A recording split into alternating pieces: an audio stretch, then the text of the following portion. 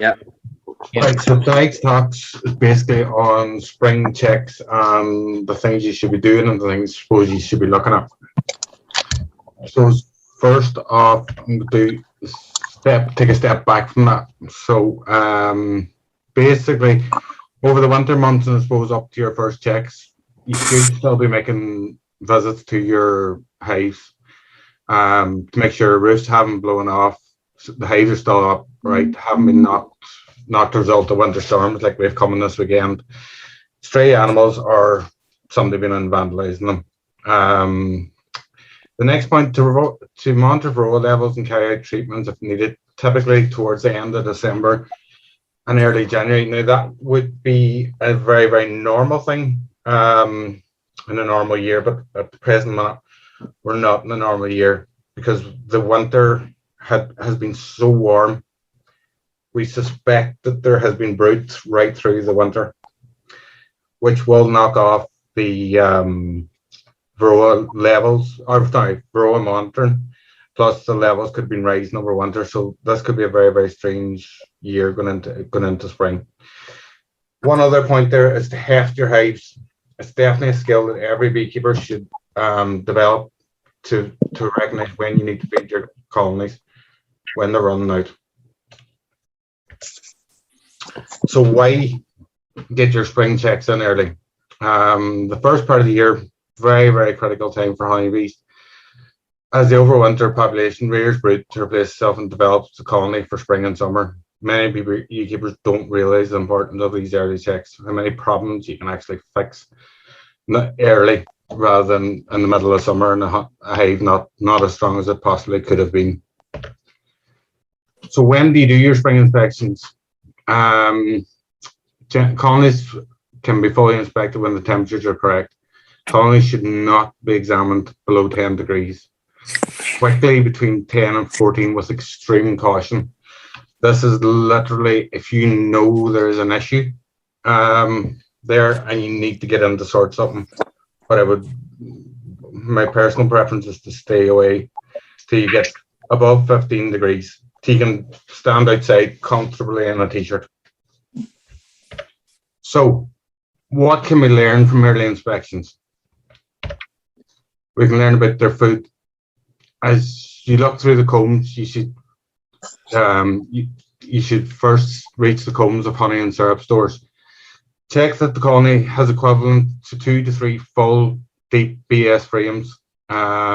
Remember, March and April are months when bees are using a lot of food, and there's very, very little food coming in. So feeding options if you find that the colonies need fed urgently. Safest option coming in spring is always fondant. So that when the bees are able to come and go every single day, when the temperatures are warm every single day, yes, you can feed a 1-to-1 syrup. But again, it's temperature dependent. If you feed them syrup and they're not able to get out in 3 or 4 days, it's going to end up being a mess within inside the hive. You can feed the colonies with frames of honey that you have stored. There's a couple of questions you need to ask yourself. Where did these frames come from? So personally, I'll only give a colony back a frame of food that actually came from them. So I will not move frames from hive 1 to hive 6. So you just risk moving disease. And it's never a good idea. So if you have a colony sitting stored in the shed belonging to hive 1 and your hive 1 short of food, yes, definitely go ahead, but don't mix. Look at the pollen as you move through the frames, but generally within Donegal, Ulster, you generally shouldn't have this problem. Feeding pollen in this area is not normally a thing, but yeah, keep an eye out for it. So room in the colony. Colonies of bees need room for themselves, stores, and expand the brood nest. If the colony is only covering 2 to 3 frames, consider putting into a nuke to help them build up just that smaller space, and especially probably in this case, a polyhive. It's warmer. If that colony is dwindled to 2 or 3 frames over winter, polynuke will probably help them keep to help them to regulate their temperature and just help them build up a wee bit quicker. Getting the right balance of stores fed in previous autumn is a major factor. My suggestion here is just don't feed bees. Calculate their requirements and feed to create a right level of stores in spring. Overfeeding can be nearly as bad as underfeeding. So as the colony expands, it will need space in which the bees can temporarily store nectar before moving the super. So they will actually need, so if you're finding, and I don't think with this warm temperature this year we're going to find this, but the times if you have like 3 frames of brood and 7 frames of ivy, that can be a problem. So as well, they could be actually honey bound. So keep an eye out for that as well. So as the colony expands, put on a super at this time. Super comes put onto the colony should be drawn out. Just when early on in the year the temperature's just not there to get frames of foundation drawn out. When you're putting on the excluder, make 100% sure that the queen is actually in the brood box and not trapped in the super and laying eggs in the super. Keep well ahead of your bees by adding another super when 8 out of 10 frames of the previous box is occupied by bees. This is often indicated by brace comb being built between the tops of the frames and the crown board, and needs to be considered every visit until late summer. Just something on this, it depends on every colony as well. If you go into your brood box and you have 7, 8 frames of brood, you know that they're going to need another super there and then. So because when that starts hatching out, it'll explode fairly quickly. So this is 2 examples or 2 colonies that didn't get a super in time. So and they've just built out through the crown board because they literally had nowhere else to build. The colony just started to expand that quick. So one quick, don't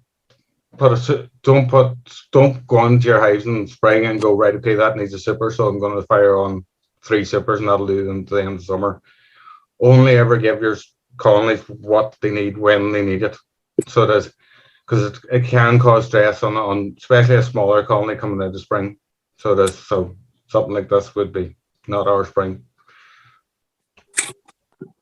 So your queen bee, check that the queen is present. There's no actual need to see her, but make sure that the eggs and brood are present. If you see her and there is no eggs and brood, it could indicate a shortage of suitable stores, including pollen. If you have a drone laying queen, or if by the second inspection there is no brood, or there's a failing queen, you need to make decisions at that stage. The first thing to be done is to hunt down that queen that's there, and kill her. So there's no questions asked there. You need to actually hunt her down. Or the second thing, if you need to be 100% that there is no queen in the colony. If you're not finding one, you need to be 100% sure. So you have 3 options after you've dealt with that. You can unite the colony with a queen right colony, provided, and you need to be 100% sure, provided the bees and any remaining brood are healthy. The second option is probably, if it didn't have a spare queen sitting about, the second option is probably the one I go for. That time, the colony's heavily weakened, and you're just risk mixing 2 colonies. I would probably always go for the second colony between 1 and 2, or second option between 1 and 2. And the best option, if you have it, if you have a spare queen in your pocket, if you have a little abadia sitting that overwintered with a spare queen in it, absolutely perfect time to use it. So that's what the abadias are perfect for. So if you know there was an overwintered queen there that was marked, and seeing an unmarked queen indicates you probably superseded in late autumn. Definitely record your friend here. Check your records. Was queen in that colony marked and clipped? If you wish to mark or clip your queens, this is the good time to find her and do so. The colony's sitting small, not a hive with 3 supers on it, and they have a better chance of not rejecting her at this stage of the year either. This queen's fairly nicely marked, wee bit more than I would clip on the wing, so it is. But now is the perfect time. They're easier found now. An unmarked queen is easier found now when you come into your first spring checks. So your queen marking guide, you all have seen this before, but I actually have a 6th marker, so that's, I call it my special marker. So that's, which is a bright, luminous pink marker. So I use this for queens that I'm just not happy with, a colony that's aggressive. Just a queen that I've marked for Colin. I have my records that she needs to go as soon as I can get her replaced. So they'll be marked with what I call the special marker. So one key thing for your beekeeping year ahead, keeping young queens means fewer swarms, more honey, and better chance of overwintering. If your queen is older than 2 years, you should plan this year to replace that colony, or to replace that queen within that colony. So note down your records, the temperament at the start of the year. If it's ill-tempered, you should be making plans to replace that colony's queen. The thing about it is, when the colony comes out of spring and it's ill-tempered, when it's small, you can bet yourself that's going to be 4 times worse when that gets to the size of a full colony with 3 supers on it. That's going to be not that nice to deal with. And this is one occasion where the special marker gets out and she gets a marker on her head. So it is, and she's marked for Colin. Definitely when they're small, they're hard to deal with. But when they get big, they're 3 times, 4 times as hard to deal with. So the health, I suppose, one of the major factors of your spring checks. Health, it's proven over and over, healthy, thriving bees collect more honey. Spring is a great time to check for disease. It's important to set aside at least 2 Pacific apiary inspections at the beginning and towards the end of the season for disease inspections. Now, these are full inspections, but doesn't negate every single time you walk into an apiary, every single time you open a colony, you should be looking for disease.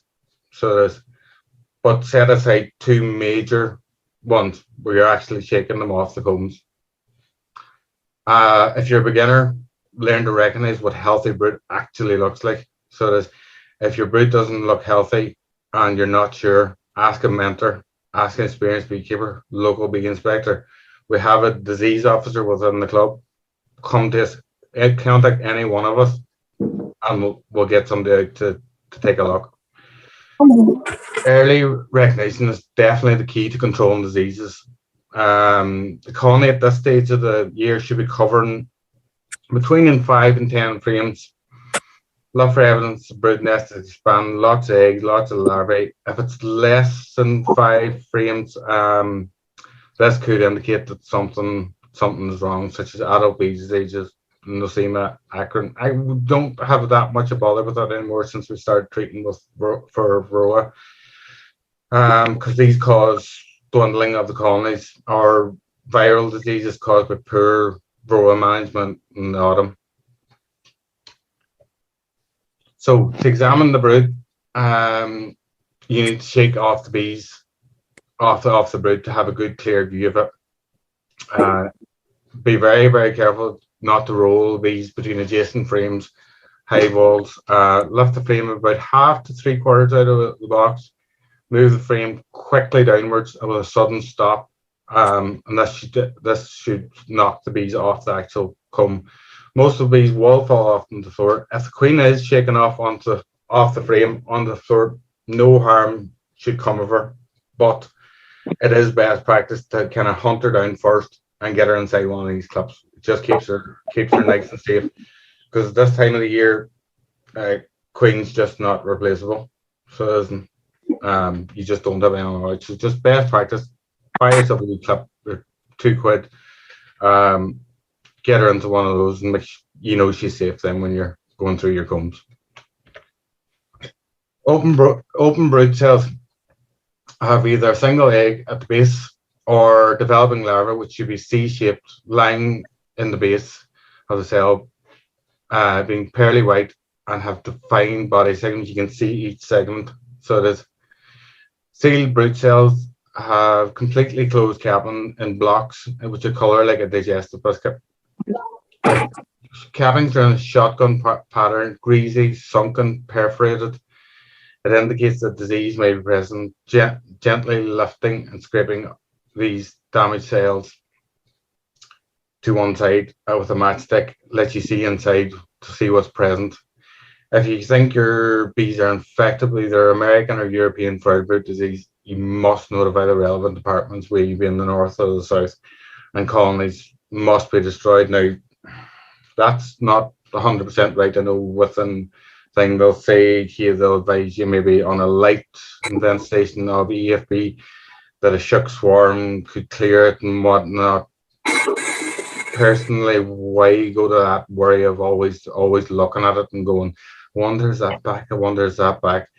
To me, if it's EFB or AFB, it's in a hole with petrol and a match straight after it.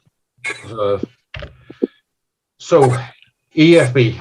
So when you're looking at your cells, if you're seeing larvae twisted in the cell, melted down, so there's this discoloration, they're bloated.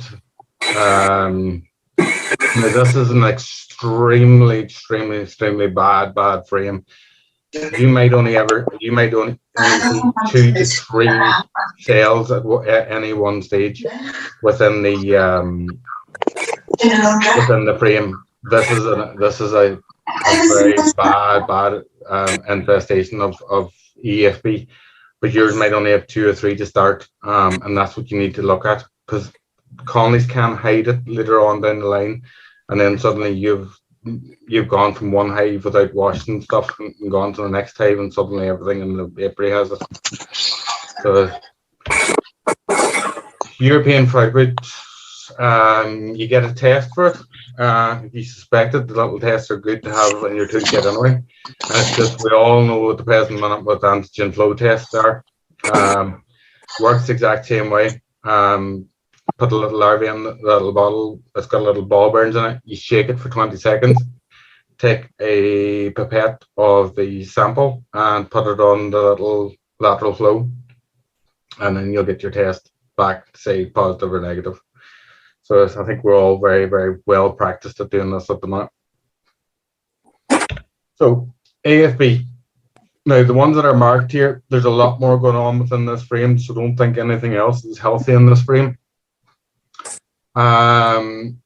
So the first stage that you were looking into your colony, you see this perforation, this sunken down cell, and kind of a bit greasy looking. That wouldn't be the best of greasing it, but it's sunken down, it's perforated. You get these open. The next stage, you'll see this. You'll see them starting to melt down the cell. You see a browny thing, and they say there's a smell, but not probably always the same. So, and then the third stage is actually dried scale on the bottom of the thing, on the bottom of the cell. So the easiest way to test this is your EFB rope test. Get a match, get it into that cell that you suspect, and give it a mix around and pull your match out. Now, if it ropes like this here, yeah, you're in a bit of bother. So that's and to me, if it's roping and you're sure thing, and test a couple of other cells and it's roping, yeah. And if you're unsure, again, contact ourselves. There's a disease officer within the club and look at it. But if it's roping like this, you're more likely in bother, and again, in a hole with petrol and a match after it, so it is, you get rid of it. So, comb condition. It's very, very, very important. Keep these in clean hives and on good combs. reduces pathogen buildups levels within the hives and risk of disease. After a period used, old brood combs become very, very dark, nearly black. Pesticides and disease organisms can reside in both the wax cells and actually the cocoon layers. Some of the cocoon layers can actually still be exposed even when waxed over. One of the easiest ways of rotation, this is probably near what I am doing on an annual schedule of replacement, is coming through and you're taking out frames of ivy as stuff starts to come in. Try and get 4 frames replaced, your dirtiest 4 frames, work them out to the outside of the box that they're not being used for brood, and get them out of there, get the 4. So over a space of 3 years, you have every single frame in that colony replaced.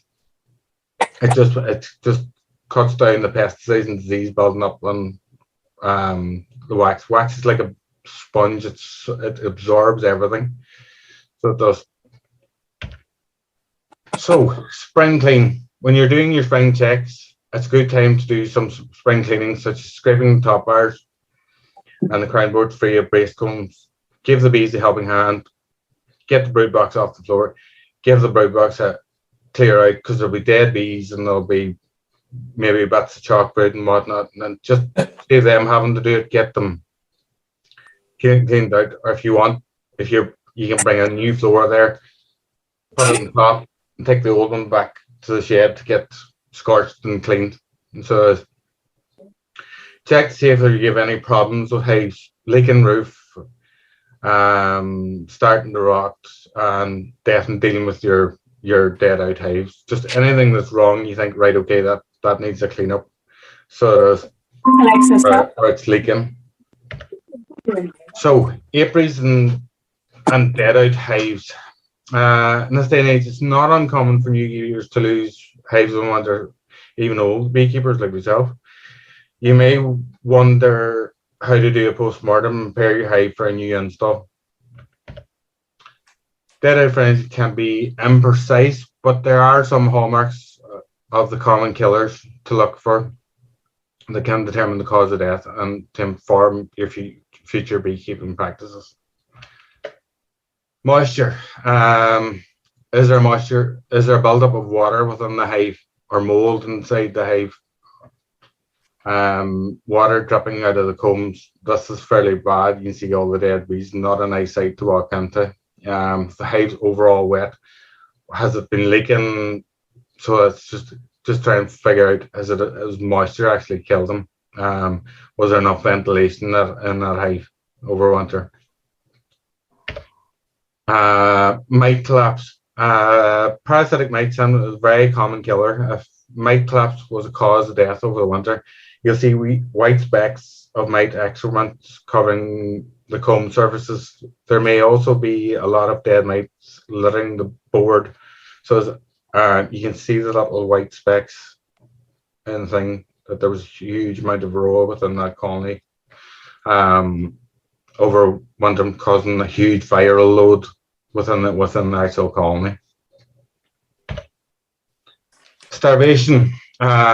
So there's no food left in the combs. That would be a fairly good sign that it was starvation. But also another sign of starvation would be that, yes, there could be 3 combs at the very end of the colony, at the very right-hand side, and the colonies on the left-hand side, sitting like this here, all their heads in the cells. It would probably tell me that they have starved out. What can actually happen is the colony's in one place and they're using up the food, and they get cold out in a cold snap. They get caught out in a cold snap.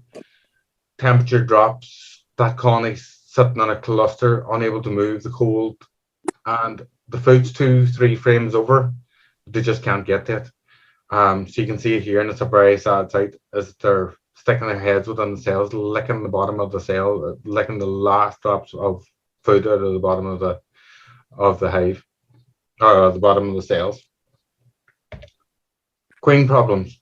There was no queen, failed queen, or drone laying queen, and you can see an indication of drone cells here. So this would actually probably tell me that it was a drone laying queen or a field queen, because it's actually in a fairly good pattern of a queen. So again, it's a telltale sign of why the colony dwindled. That field queen could have been sitting in there from last September and didn't get to. They didn't get actually a rear. There were actual winter bees. So it can be another problem of a dead out hive. Nosema is another reason why they can die over winter. So dysentery is a prime symptom of bees infected with Nosema apis. You'll see spotting of dysentery across the combs, across the top of the frames. So there's, now this is severely bad. So where the box is actually, they're scattered up the front of the box. But one thing is with Nosema is that Nosema saran infection doesn't have this symptom. So Nosema saran would actually fall into what I call the unknown category. So the unknown, Nosema saran would fall into this, and it's one of the most dangerous conclusions. So it is, because it could have been something more sinister like AFB, EFB. So you just don't know. You won't always be able to determine why your colony died over winter, but you should at least come up with some ideas. It felt so bad from my personal opinion on old combs from dead outs. I'm excited about going somewhere, and I'm like, one second. I personally don't use combs from dead outs. I just don't think they're worth it. What you end up with is you've moved, so that colony died out over winter. You're sitting in an unknown category, which you don't know why it's died out, and then you're going to use the colony's frames and move them to a nice healthy nuke. So it's just not something I do. They go. So it is. Especially with dead out stuff and any stuff that's coming in from the apiary, any brood boxes, floors, anything has to be either, if it's wooden, it gets scorched with blowtorch. So and really try and get into those corners. It's important. So especially with dead outs, because there was something in there. So so get them cleaned out. If it's poly, so you mix, I think you need to look up, it's 1 to 6 of bleach and water, and scrape them down and give them a good wash out with bleach and water. There's an article on MBU for that. So what should you be doing in the spring in the apiary? Get tidied up, remove any tripping hazards or sitting about the apiary, cut back any overgrown foliage, deal with the dead out hives. And one thing, if you know the hive's dead out, as soon as you know that's dead out, get them sealed up.